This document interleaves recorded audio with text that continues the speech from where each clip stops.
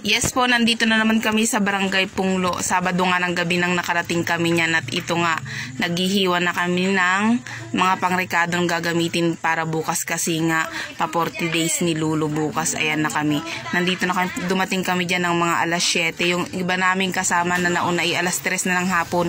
Dumating sila dyan at ito nga yung baboy na nililinis na nila at yan nga yung kinatay nga nila at yan yung gagamitin para bukas. Kaya ayan, inaayos na nila.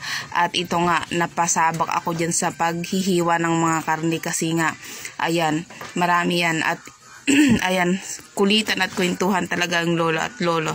Ayan, alas 2 na nga ako dyan nakatulog. At ito nga sa wakas, nakaligo na nga ako kasi nga, kahapon yan, hindi talaga ako nakaligo kasi nga, pagdating namin ko ng trabaho, umalis na agad kami. Kaya ayan, ngayon talaga ligong-ligo ako kahit malamig na ligo na ako. At yung gamit ko nga dyan ay yung Says product, Says Lady product nga ang gamit ko dyan.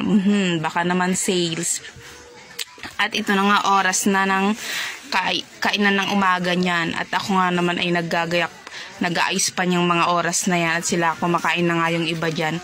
Ayan na nga, kumakain sila. Napakasaya dyan kasi nga, ayan, kwentuhan pa rin at kulitan, lalo na ang mga lolo at lola. At itong si Joy, napaka, yung taba talaga, ayan, hinungus-ngus talaga niya. At ito na nga, kumain na nga ako, katatapos ko niyan maggayak.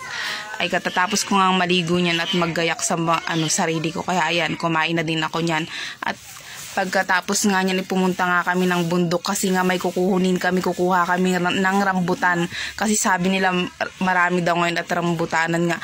Nagulat nga ako kasi nga may nabuhay na durian dito. Ito kaso hindi pa hinog.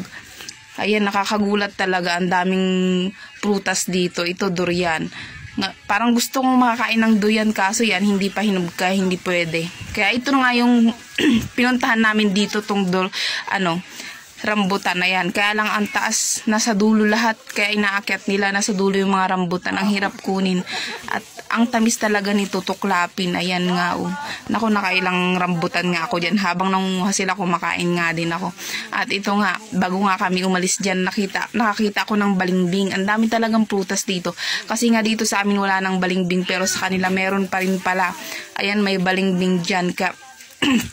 At ayan, buti na lang hindi kami naubutan ng malakas na ulan. Bumaba na nga kami dyan para hindi kami abutan ng napakalakas ng ulan.